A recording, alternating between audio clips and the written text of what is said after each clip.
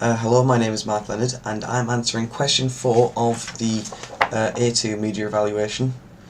How did you use new media technologies in the construction and research, planning and evaluation stages of this course?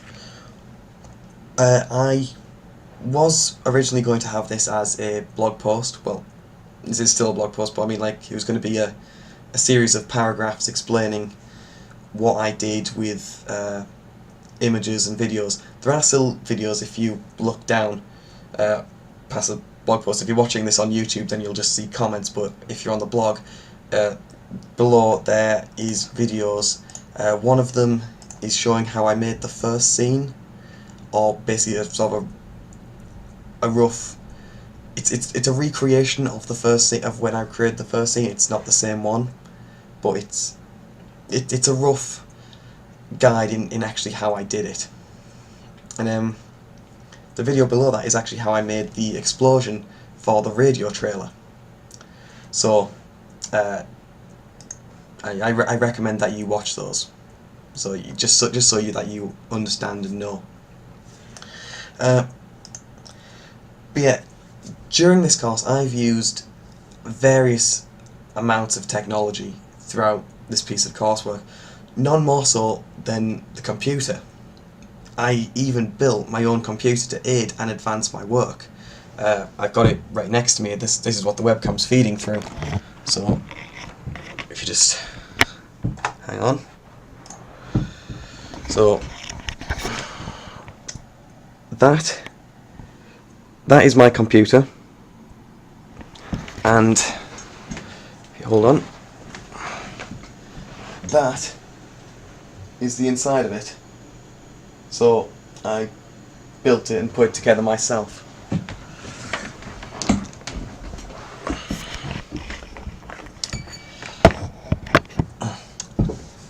You didn't actually really need to see that, I just thought it might be a bit interesting. So yeah, I've used various amounts of technology, like the computer. I must stress though that none of this would have been possible without a computer. I could have done it in the older method where you record it with a tape recording camera, but then I would have had to take the footage and audio and snip it up and stick it all together and put it onto a cassette tape. No, not cassette tape, onto a VHS tape. So that would have taken a long time, a lot of effort. I'm not saying that this didn't take effort, but it would have taken more effort. But yeah, computers were such an important factor in the research for this film, because before we even got the inspiration from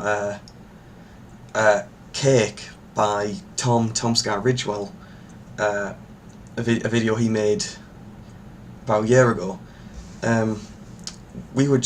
me and my group, we were just throwing ideas off the wall, hoping to see what would stick, to try and come up with an idea. And then we watched Cake, and that was basically just the inspiration, and we would not have seen that video if it wasn't for the internet and the computer. So the computer is a very big factor in what became our film. So now this brings me on to the software that we used. The software we used, if you look down on the video of how I made the first scene, that's a good example of it, of how I made the first scene. Also, on an older blog post I show how I did the chroma key. That also is a good example. Well, I don't actually show you how I think I show you how I did it. I know I have evidence of what there were two videos of what it looked like before and then after the chroma key. So it's actually called Ultra Key. It's a different form of chroma key. It's just you can do more with it. But we'll start with the Adobe software. I used Photoshop for the poster and for other images, like the background in the bit, which I did use the Ultra Key for. So there was, it said Google, and then there was quite a few random stuff. That was originally drawn, but I did scan it in and then Photoshop it a bit just to make it look a bit nicer. I used Premiere Pro to do the editing. I used Audition for just some minor sound improvements. I used After Effects to add in some special effects in the film, and I also used Encoder to help get a better file format instead of just putting it through Premiere Pro's default exporter. But yeah, the Adobe software, it's a great set of programs. For example, when I was editing using Premiere Pro and I wanted to add special effects, there was a little section in the menu where when I clicked on it, it sent the clip that I wanted to edit into After Effects, and so then in After Effects I could add the special effects and the stuff that I wanted to do. And while I was editing it in After Effects over there, it would also change the clip that was still in Premiere Pro before I'd even saved it in After Effects.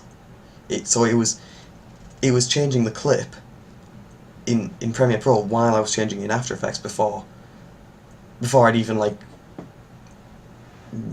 try to convert it back. It was doing it automatically, which was brilliant. So then I could then close down After Effects, go back to Premiere Pro, and once I'd finished all the editing on it, and I'd got it to a point which I was happy with, I could then go into the menu again and send it to Encoder. And where in Encoder I could then edit it so it was in a file format where I got the bit rate right and the kilobytes per second for the audio, so I got everything just the way I wanted it, which I thought was a great piece of software to use. And it just amazes me just how all this software, that it all does different things, but that it's all interconnected. I thought that was great, and it really did help with the work. For the screen capture processes, which you can see is also a prime example in the video below for the how I made the scene 1. I used the Hapag Capture, which is a piece of software given out by Hapag, which is I believe a German company. I also used that in conjunction with the HD PVR2, which is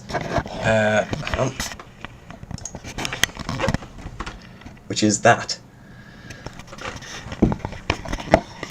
Now, that is a piece of kit that it's primarily used to record screens for all general purposes, and I have to say, for someone like me who's been making videos using different types of capture software for pretty much the best part of 3 years, it's the best thing I've used in that time.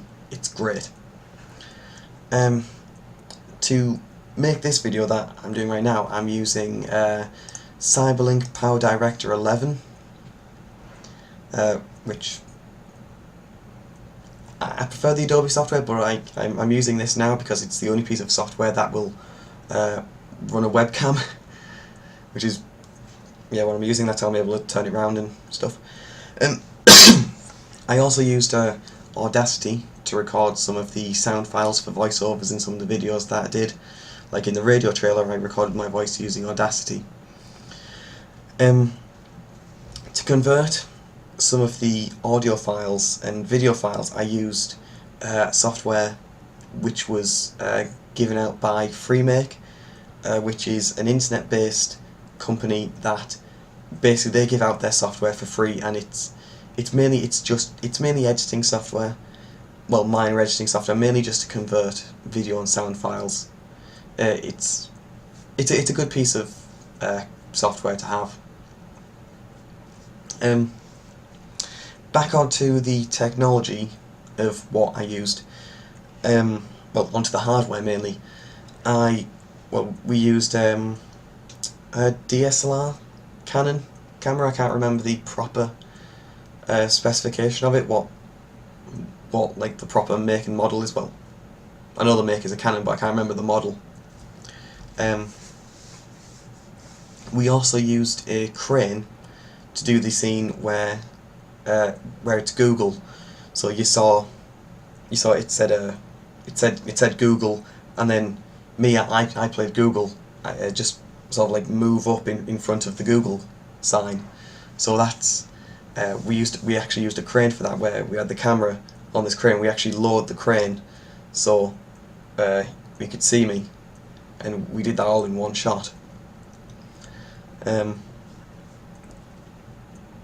We also used a Mac laptop, just because there was a bit of debate with this, which type of computer would be better, using a Mac or using a PC. I was with the PC because with the Mac there was a lot of reflection, which was sort of hard to edit out. So I wasn't a big fan of that. Sorry. So yeah, we used those pieces of technology to help out. But yeah, finally I move on to YouTube. I've been using YouTube to distribute my personal and academic work for pretty much near 5 years, and it's great. It's great for getting your pieces out there. This video and the videos below, and actually no, pretty much every video that is on this blog has been distributed using YouTube. So I am very thankful for that. So it has been very helpful. Thank you for watching.